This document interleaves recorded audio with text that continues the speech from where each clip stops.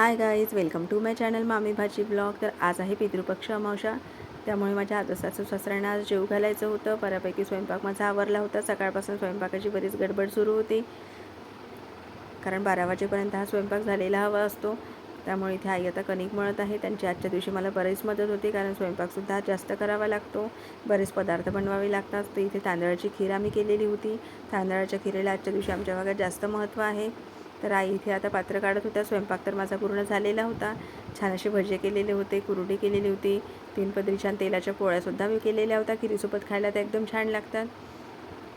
वडेसुद्धा केलेले होते, साटोळ्या केलेल्या होत्या. आमच्या भागामध्ये साटोळीलासुद्धा आजच्या दिवशी जास्त महत्त्व आहे. छान गुळ आणि खोबरा किस टाकून आज साटोळी भरल्या जाते. छान कढी वगैरे केलेली होती. इथे वड्याची भाजी मी बनवलेली होती. छान पापड वगैरे तळून घेतले होते. तर आज भेंडी आणि गवाराची वेगळी वेगळी भाजी केल्या जाते, पण गवार थोडीशीच असल्यामुळे मी ही भाजी एकत्रच करून घेतली. स्वयंपाक तर आवरला होता, पण किचन सगळं मेसअप झालेलं होतं. आता मेन टार्गेट हे होतं की मला किचन ओटा वगैरे क्लीन करायचा होता. आईंनी इकडे पातळ वगैरे काढलेली होती. तर हे आहे माझे आजो सासू सासरे, म्हणजे माझ्या मिस्टरांचे आजी आजोबा. तर आता इथे सगळ्यांनी पूजा वगैरे करून घेतलेली होती. इथे देवाचं वगैरे ताट काढलेलं होतं नैवेद्य. तर याच ताटामध्ये नंतर बाबा जेवणार होते. सगळ्यांनी नमस्कार वगैरे करून घेतलेला होता. त्यानंतर जेवणं वगैरे सगळ्यांची आटोपली. तर अशा पद्धतीने आजचा दिवस खूप धावपळीचा गेला. तुमच्या भागात कसं काय करतात सांगा. बाय.